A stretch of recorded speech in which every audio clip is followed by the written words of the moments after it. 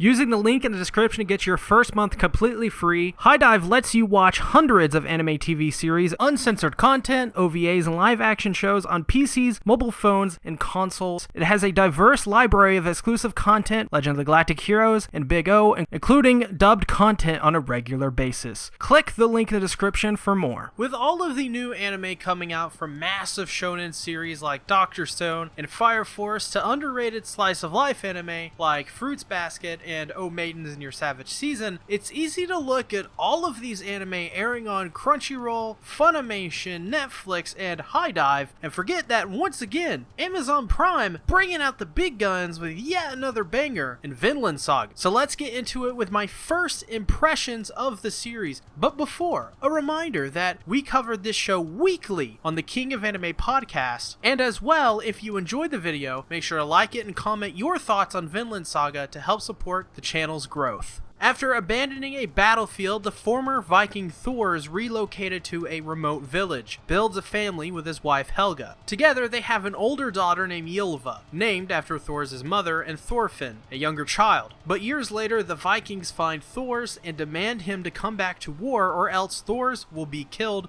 along with his village. A changed man, Thors will have to confront his past to save his present. This is Vinland Saga. So let's jump right into this.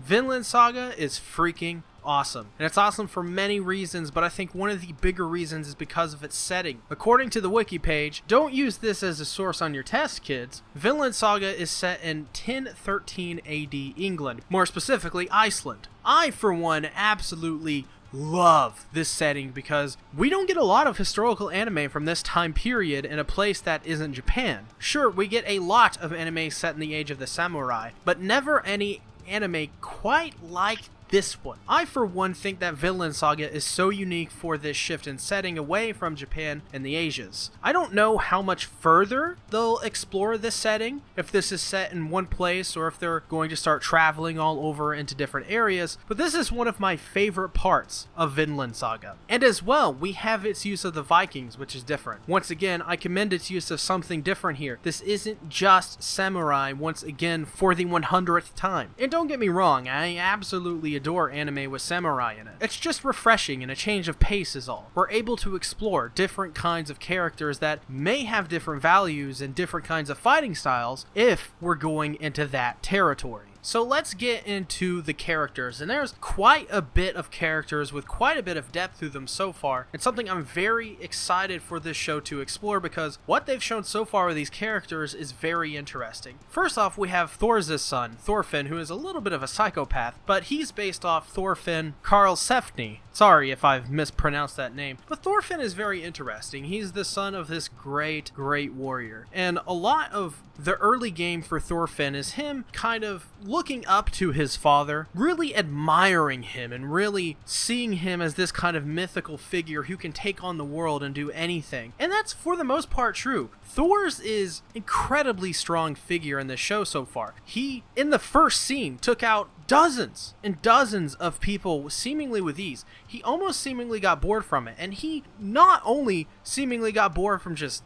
mindlessly murdering people, that's how good he got. He decided that, you know what, I'm just gonna abandon the battlefield and I'm just gonna go on my own. That's so awesome. Like, Thor's is this character that it's so badass and so cool that he just goes off and starts his own family. And of course, Thorfinn is kind of the son that Thor's always wanted. He had his daughter Ylva. A funny backstory about Ylva is that he named his first child Ylva after his mother because Helga got onto him about naming the child. He just wanted to go off to war. Ylva started this kind of progression for Thor's to become the man that he is today in this series. And then eventually, Thorfinn coming around, being born, the child he always wanted, the male figure to carry on the name of his family, he finally comes around and he kind of decides, you know, yeah, I'm definitely now for sure going to put away this life of war. And pretty much can thank Ylva for something like that. And speaking of Ylva, just for a moment, I think she is one of the more interesting side characters in the story so far. Of course,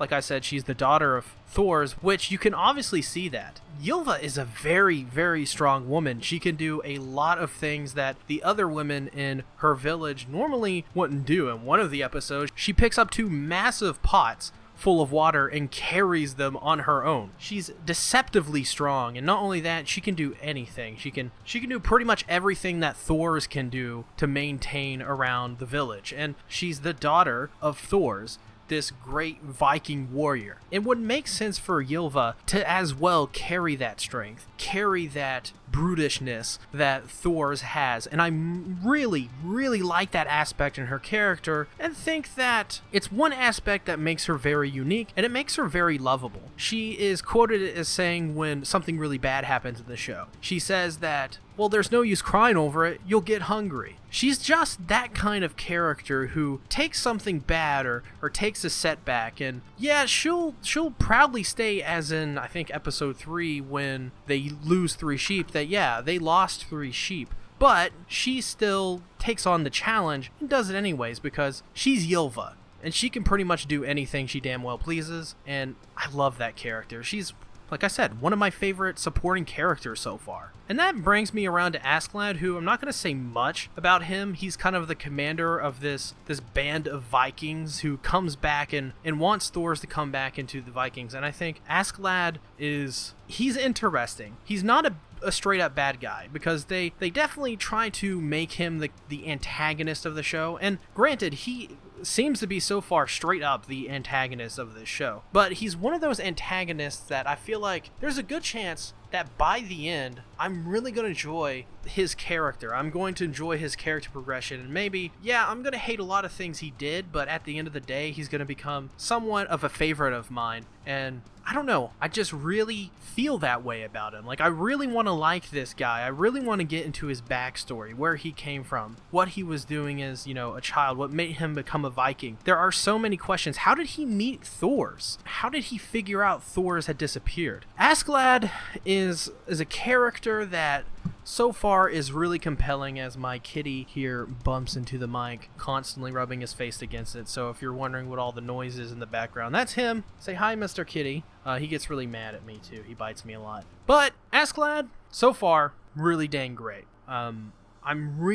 He's really honestly the character I'm most interested in, which is funny because Thorfinn is this child character. He's obviously going to be set up as this kind of warrior based on the promotional art material. He's going to be a Viking at some point, and I wonder if he's going to join forces with Askeladd, or if he's going to, create his own Viking mercenary group or whatever, or if he's ever going to even become a Viking, or maybe he's going to fight against the Vikings. Because Vikings, as we saw, I think episode 4 or 5 of this show, they pillage, murder, and rape. They are not shy of showing people that, hey, Vikings are really bad people. And this is kind of like, this is going to be what we're focusing on. I mean, the show's called Vinland Saga, for God's sakes. But for Thorfinn, he definitely has that Gon feel to him from Hunter x Hunter. In Hunter x Hunter, Gon is this character who's really cute, he's really bubbly, and he's got this really, really cute voice. He's adorable. He seems very innocent.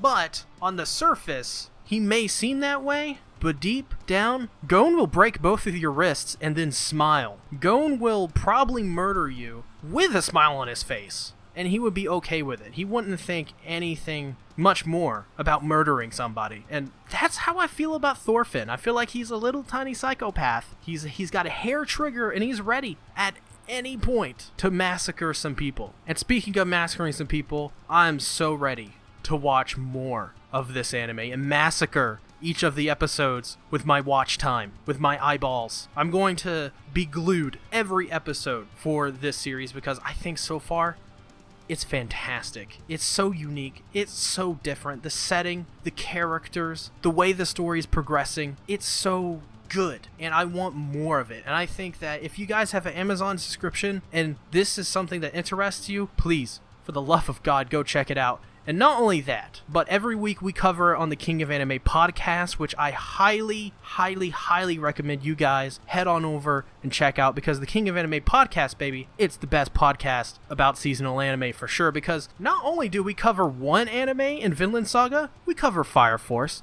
We cover Carol and Tuesday, a big Netflix hit that's coming out from the creator of Cowboy Bebop. Before the series is even out on Netflix, we're covering it, if you can believe that. And as well, the legendary one of the great magical girl anime, Madoka Magica, at the end of every King of Anime podcast. So you don't want to miss out on the King of Anime podcast. I swear, it's one of the best podcasts on the internet. So go check it out, and thanks everybody for watching. If you haven't already, click on some of these videos, make sure to subscribe and ring the bell, put down in the comments below what are your thoughts on Vinland Saga, and as well, support me on the Patreon with a $1 tier of above. You get access to everything. Highly recommend it as well. Thanks everybody for watching. I'll see you later. Bye-bye.